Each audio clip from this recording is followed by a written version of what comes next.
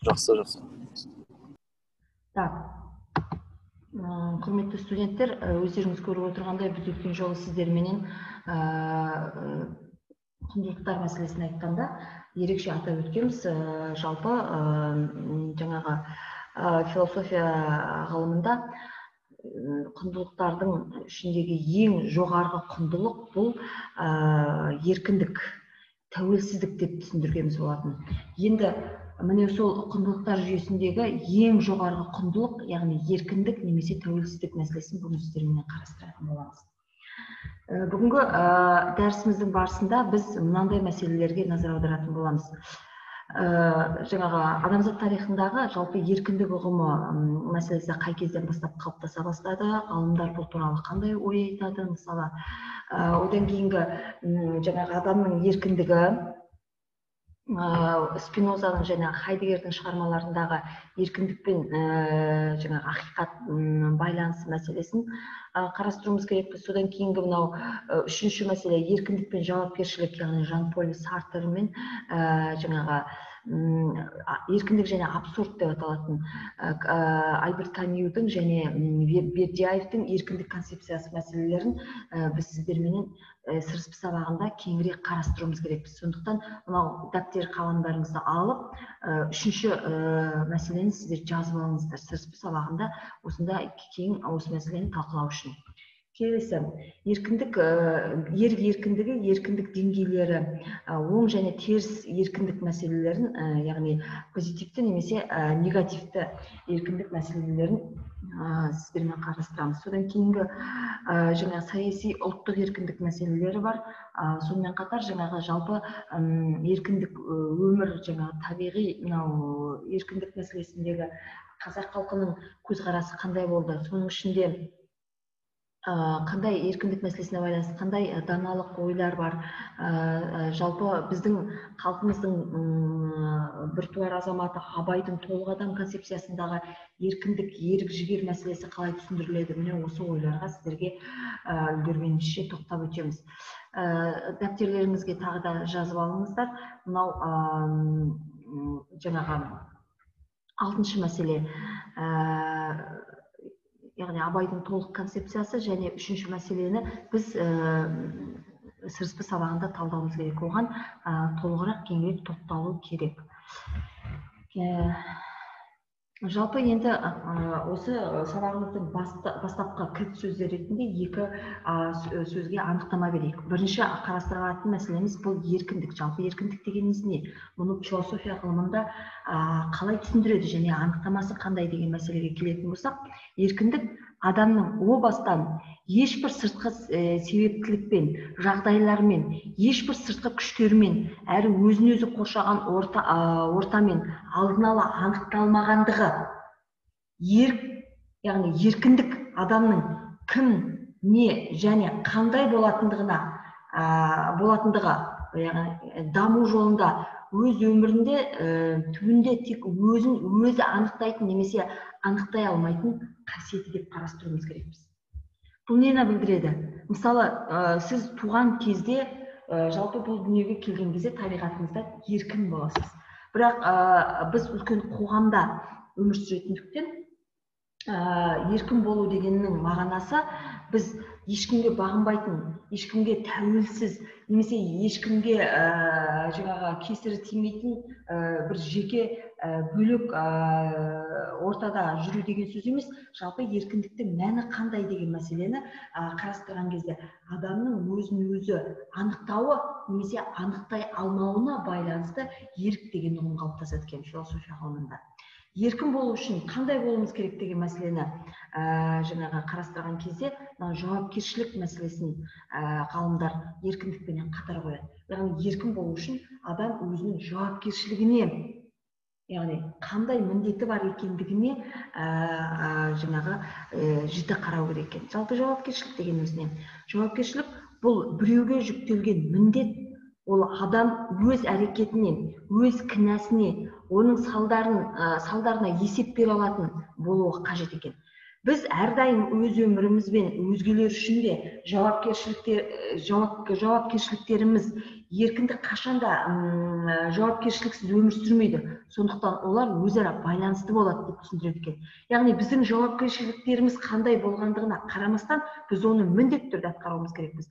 Ал жауапкершілікті атқармайтын болсақ, одан болатын кінәге және оның салдарына бізге жауап беруге тура келеді екен. Ендеше біз штраф төлеп немесе түрмеге отыратындай жағдайға түспейтіндей білімменен қабілет жаңағы деңгейін меңгеріп және өзіміздің жаңағы еркін болуымызға жаңағы көзқарасымызды қалыптастыруымыз керек екен. Жалпы еркіндік мәселесін тармағына да қарастыратын болса, сіз еркіндік деген кезде қаланың бір үлкен шумынан, жаңағы мазасыздығынан өзіңізді азат етіп бір ауылға кетіп қалып, немесе ағайын туыстың, немесе мына сабақтың бір бітіп бермейтін жұмысынан өзіңді тәуелсіз етіп бір далаға кетіп қалып деген сияқты, гүлдердің ортасына барып бір табиғат аясында демаламын деген сияқты мәселеменен қарайтын болсаңыз, бұл еркіндіктің тармағанасы. Жалпы еркін болу дегеніміз не? Еркін болу дегеніміз бұл өзің өмір сүріп отырған ортада, өзіңді қоршаған адамдар ортасында, солармен тығыз қарым-қатынаста еркін бола алу қабілеті, еркін бола алу мүмкіндігін айтамыз. Яғни еркін болу дегеніміз бұл қоғамда қалыптасқан заңдар, ережелер, тәртіптерді сақтай отырып, өзіңменен бірге өмір сүріп отырған адамдармен қарым-қатынаста өзгелерге кесіріңді немесе зияныңды тигізбейтін, керісінше оларға ол тірі организм болсын, ол өлі табиғат болсын, мысалы, жауапкершілікпен қарайтын, өз міндетін жіті дұрыс атқара алатын азамат ретінде жаңағы өзіңізді қалыптастырып, өзіңіздің өз болмысыңыздың субъективті деңгейін меңгере алуды біз еркіндік деп атайды екенбіз. Бұл философиядағы еркіндік мәселесі. Енді жалпы еркіндік мәселесі көне заманнан адамдар қоғамында қалай қалыптасты, қандай болған екен деген мәселені біз сіздерменен қарастырып өтейік. Жалпы еркіндік мәселесіне байланысты ең бір тұшымды ойлар айтқан ғалымдардың қатарына немістің атақты философы, экономист ғалым өзінің «Капитал» еңбегін жазған кездегі Карл Маркстың айтқан ойларына назар аудару керек. Бұл жерде адам өзінің еркіндігінің адамдық қатынастағы, яғни 3 тарихи кезеңін немесе сатысынан өткен деп қарайды екен. Яғни бұларға жеке тәуелділік қатынас, ерікті индивидуалдылық қатынас және жеке тәуелділік қатынастарын жатқызады екен.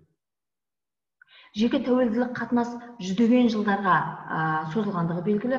Мысалы, бірінші кезеңде алғашқы қауымдық құрылыс, яғни тас дәуірінің өзінде адамдар арасында саяси экономикалық тәуелділіктің болғандығы туралы өткен жылы біз сіздерге құқық негіздері және парасаттылық пәнін өткен кезде жалпы мына өндіргіш экономиканың дами бастауына байланысты қолында асы бар, тамағы бар адам өзге қарны ашқан адамды, яғни мына табиғи инстинкт деңгейінде бағындыра бастағандығын, мәжбүрлі еңбекке пайдалана бастағандығы туралы мәліметтерді сіздерге айтқанымыз болатын. Бұл кезеңді саяси экономикалық тәуелділік кезеңі деп атаған екен. Екінші кезең, яғни алғашқы қауымдық құрылыстан кейінгі кезең, яғни еңбектің өндіргіш күшінің прогресімен, нарықтың өсуімен байланысты, яғни жұмысшы күші еңбекке қабілеттілік, еркін, тәуелсіз сипатта дамыған екен. Экономикалық еркіндікке қоғамның саяси жүйесі жаңа сай келеді. Басқа адамдармен материалдық, заттық тәуелділікті сақтаудағы адамдардың жеке, саяси, заңдылық тәуелсіздігі шынайы еркіндікке қадам болып есептелінеді екен. Яғни сіз қоршаған ортада күнделікті өзіңіздің жаңағы тіршілігіңізге қажеттілікті өтей отырып, яғни осы сізді тәуелді ететін ортада өзіңізге жүктелген жауапкершілікті жаңағы атқара алудың өзі сізге осы капитализм мен социализмде өмір сүріп жатқан адамдарға дамудағы еркіндіктің асимметриясы сияқты, яғни заттық және рухани дуализмді жеңуге мүмкіндік береді екен. Енді осы еркіндік мәселесінің үшінші деңгейін қарастыратын болсақ, бұл уақытта жаңағы үйлесімді дамыған тұлға және жан-жақты ерікті жатталынбаған немесе ерікті индивидуалдық деп аталатын қазіргі қоғам эволюциясындағы басқа да өлшеусіз нәрселерді жаңағы қажет еткен екен.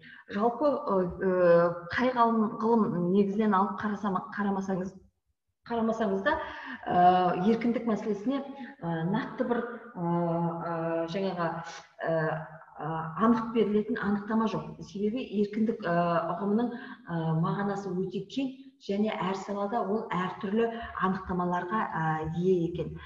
Карл Маркс өзінің ойын ары қарай жетілдірген кезде жалпы еркіндік дегеніміз не деген сұраққа ол еркіндік адамның немесе халықтың өз мүдделері мен мүмкіндігіне сай әрекет етіп өз қалауын жүзеге асыра алуы деп қарайды екен. Сонда еркіндік мәселесін сіз бір ғана өзіңізбен шектемеуіңіз керексіз. Бұл жерде еліңіздің еркіндігі немесе тәуелсіздігі мәселесінде жаңағы ойлай алатындай сізде қабілет және соған қызмет ете алатындай жаңағы мүмкіндік болу керек екен. Яғни халқыңыз, мемлекетіңіз тәуелсіз болса, сізде тәуелсізсіз. Сізде еркінсіз. Егер халқыңыз бен мемлекетпен бірге тәуелділікке кіріп тұрсаңыз, бұл жердегі сіздің жеке басыңыздағы тәуелсіздік ешқандай да бір мәнді мағынаға ие болмайды екен. Мысалы, Абайдың мынадай сөзі бар екендігін мен бұрында сіздерге айтқанмын. Яғни өзің үшін жаңағы тамақ жеп, еңбек етіп жүрген адам болсаңыз, өзінің тамағы үшін оттап жүрген хайуанмен тең дейді. Енді бұның нақты цитированиесін тауып қарауларыңызға болады. Яғни оттап жүрген хайуанмен теңсің дейді. Яғни өз тамағы үшін жайылып жүрген малмен теңсің дейді. Адамның өзінің ерекшелігі, адамдағы еркіндіктің ерекшелігінің өзі сонда біз тек қана бір өз басымыздағы еркіндік мәселесін ғана ойламауымыз керекпіз. Еркіндік деген кезде бұл жалпы сізді қоршаған адамдардың, жалпы сіздің халқыңыздың еркіндік мәселесіне әрбір адам ойлану керек, әрбір адам соған үлес қосу керек екен.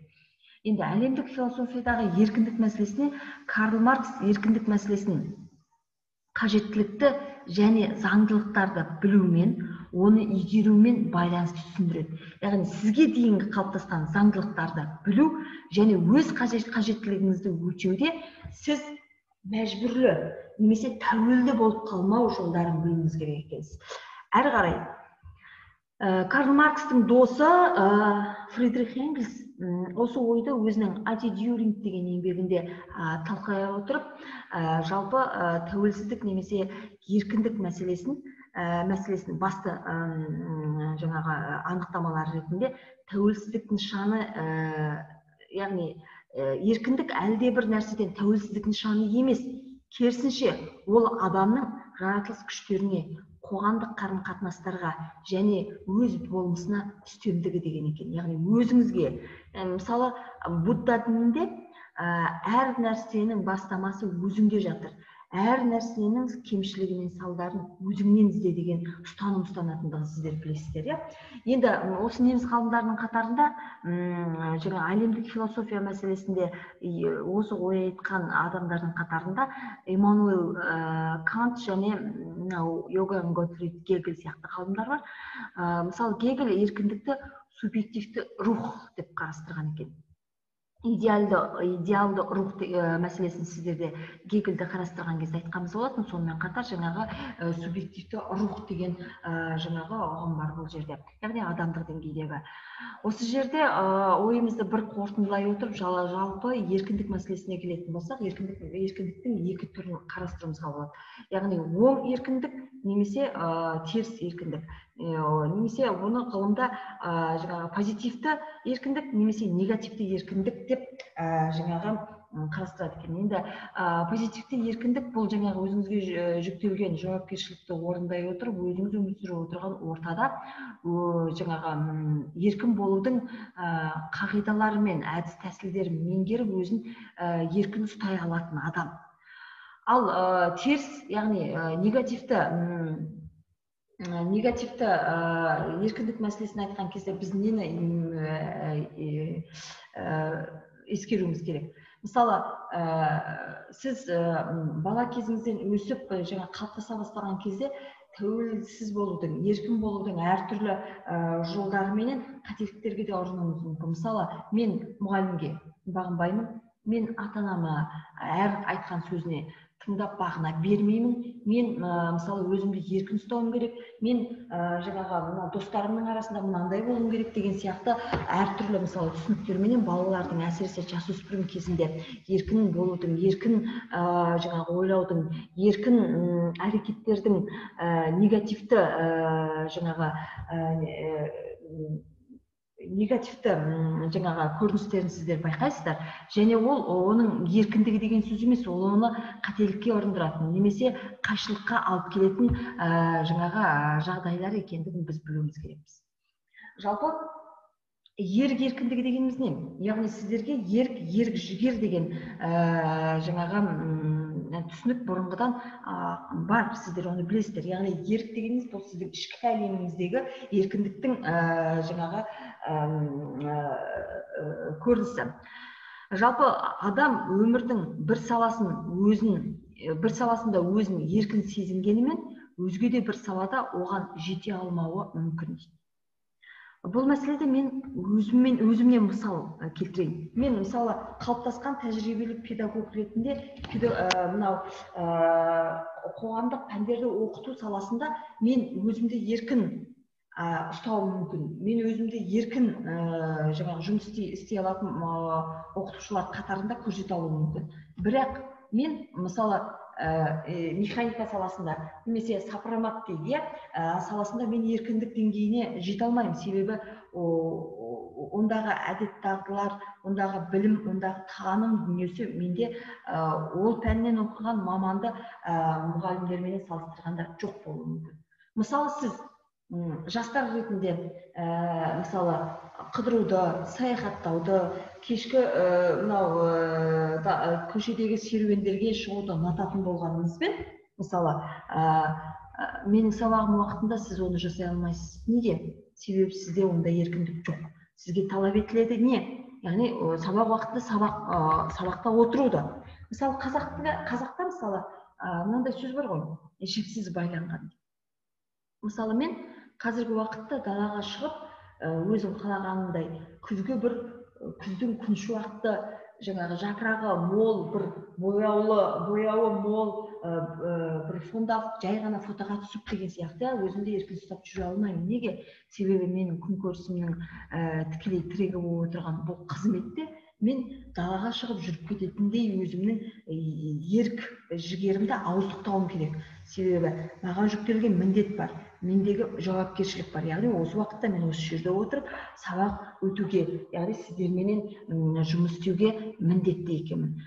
Енді ары қарай ойымызды жалғастыратын болсақ, еркіндік нақты және салыстырмалы ұғым. Оған мысалы суретшілердің, саяхатшылардың, немесе ауылда тұратын адамның, немесе басқа тіршілік иелерінің еркіндік мәселесіне қатысты қарастырған кезде еркіндіктің ұғымы әртүрлі сипатта, әртүрлі бояумен берілуі мүмкін екен.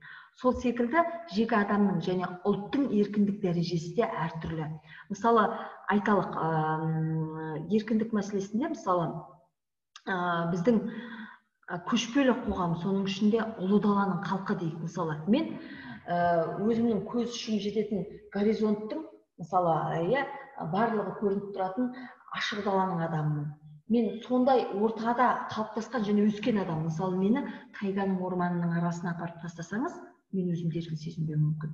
Себебі орманның ішіндегі тығыз қараңғылықтан жаңағы мен өзімді мысалы қалыпты жағдай ұстамауым мүмкін, немесе маған біреу алдымнан атып шығатындай қараңғы орманның ішіне мысалы мен ортаны немесе табиғи ортаны қабылдамауым мүмкін деген сияқты. Сол сияқты ұлттың менталитетіне, өмір сүру салтына байланысты қалыптасқан еркіндіктің әртүрлі дәрежесі немесе әртүрлі түсінігі бар екендігін де ескеруіміз керекпіз. Ары қарай ерік бостандығы дегеніміз не? Міне ерік бостандығы мәселесін қарастыратын болсақ, яғни еркінділігі адамның өз болмысын меңгеріп, ерік жігері арқылы табиғи және әлеуметтік шектеулерді еңсеріп шыға алу қабілеті бұл ерік бостандығы, яғни сіздің ішкі әлеміңіздің мынау сізге қойылған талаптар мен жауапкершіліктерді меңгере отырып, сізді еркін ұстай алуы. Мысалы, сіз ойлауыңыз мүмкін, мен еркін адам, мені ешкім өзіне тәуелді ете алмайды деп. Мысалы, жаңағы негативті еркіндік мәселесіне келген кезде, әркім өз білгенін солай істейтін болатын болса, онда біздің қоғамда қарақшылық, вандализм, анархизм орын алады екен. Ал еркін болудың философиядағы құнды мәнінің өзі сонда, яғни мынау өз болмысыңды меңгере отырып, жаңағы әлеуметтік шектеулерді еңсере алатын, соны дұрыс жолын еңсере алып қалыптасқан адам болып шығуыңызды еркіндік деп қарайды екенсіз. Мысалы, айталық, әлемнің мықты адамдары дейік, мысалы, ғалымдарды алайық, Илон Маскты алайық, немесе Билл Гейтсті алайық, немесе өзіміздің президентті алайық, Қасым-Жомарт Тоқаев.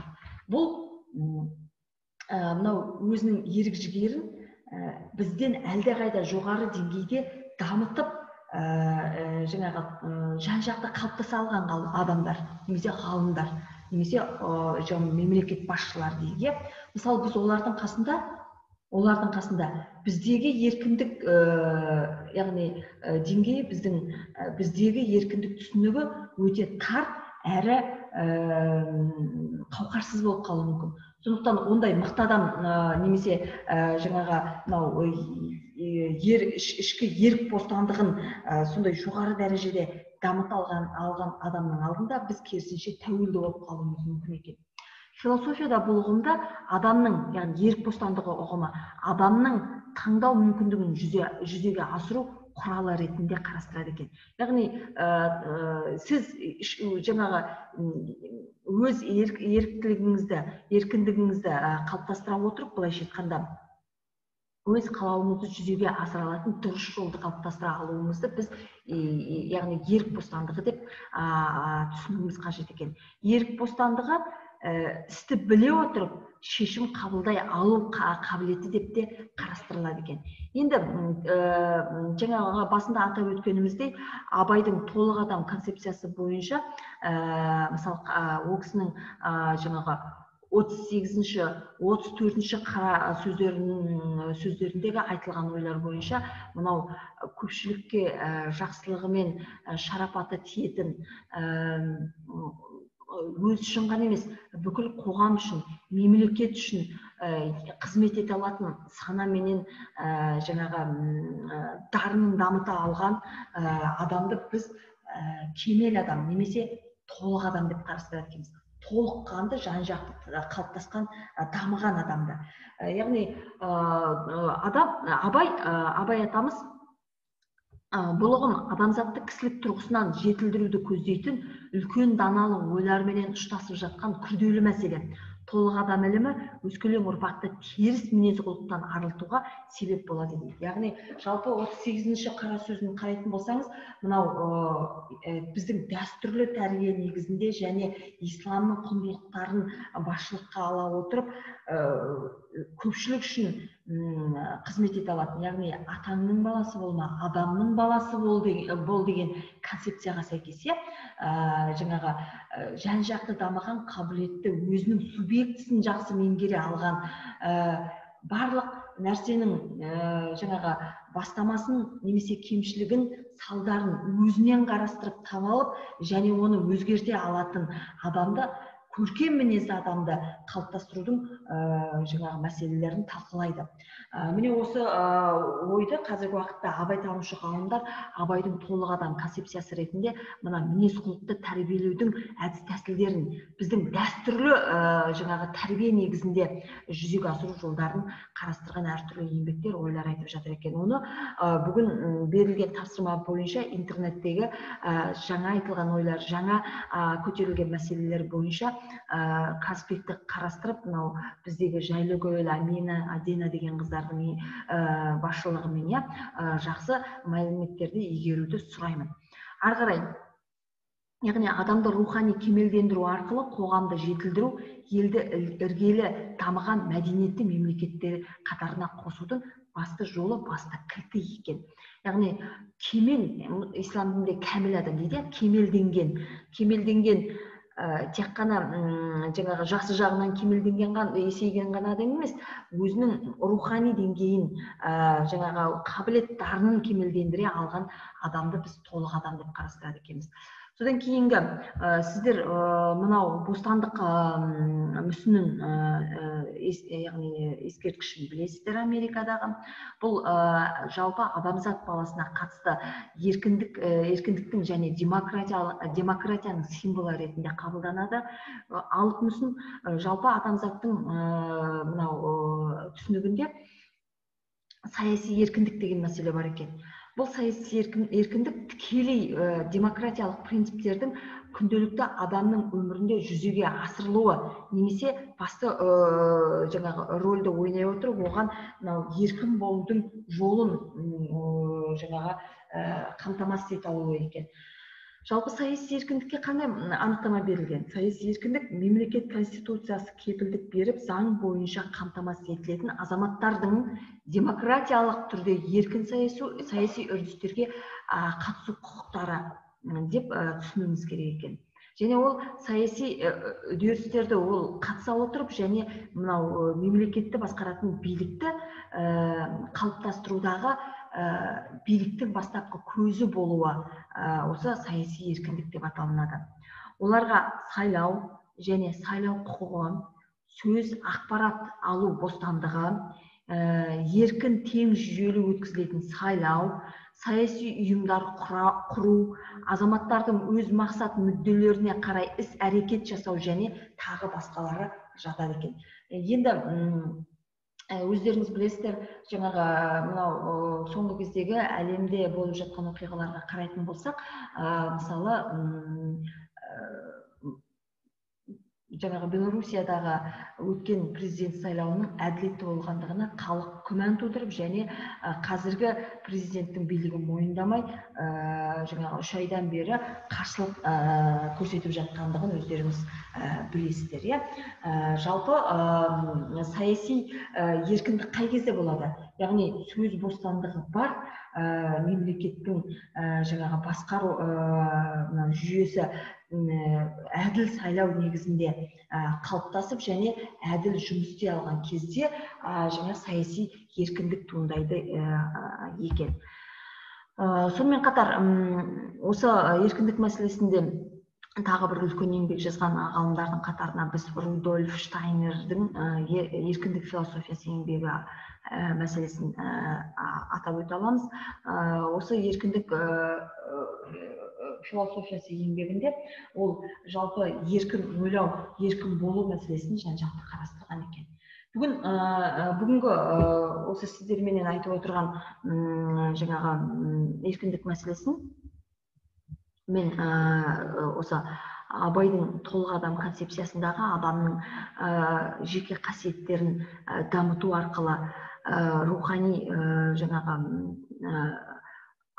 қабілетін, дарынын жетілдіру арқылы жан-жақты қалыптасқан жаңағы толық адамды қалыптастыру мәселесін ары қарай сіріспе сабағында талқылап сіздерді кең түсінеді деп есептеймін.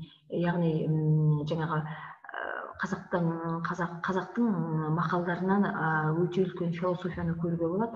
Қазақ айтады ғой, білімдінің күні жарық, білімсіздің күні қәріп дейді. Яғни білім алған адам, кемелденген адам, өзінің субъектісін, өзінің болмысын танып егере білген адам, еркін адам, ал білімсіз адам қаріптің, яғни бейшараның күнін кешіп өмір сүреді екен. Бұл адамға ғана қатысты емес, бұл халыққа да қатысты. Әр қайсымыздың танымымыз, әр қайсымыздың біліміміз, жаңағы мынау еркіндік деңгейіне көтеріле алған жағдайда біздің тәуелсіздігіміз мәңгі, жаңағы егемендіктің тұғыры биік болады екен. Ал әрқайсымыз бір шағын ғана кругта өз күнімізді көретін, өзіміздің тамағымызды ғана тауып жейтін ғана деңгейде таным қалыптастырып, сондай өмір сүретін болсақ, жаңағы Абай айтқандай, өз тамағы үшін оттап жүрген хайуан сияқты, біздің жаңағы халқымыздың тәуелсіздігі мен мәңгілік ел болу идеясының өзі баянсыз болып қалуы мүмкін екен. Сондықтан көбірек оқып, көбірек көпшіліктің немесе халықтың игілігіне қызмет ете алатындай адам болып қалыптасу біздің парызымыз және басты жауапкершілігіміз деген ойменен бүгінгі сабағымызды аяқтаймын. Сырыспы сабағына өздеріңіз жаңағы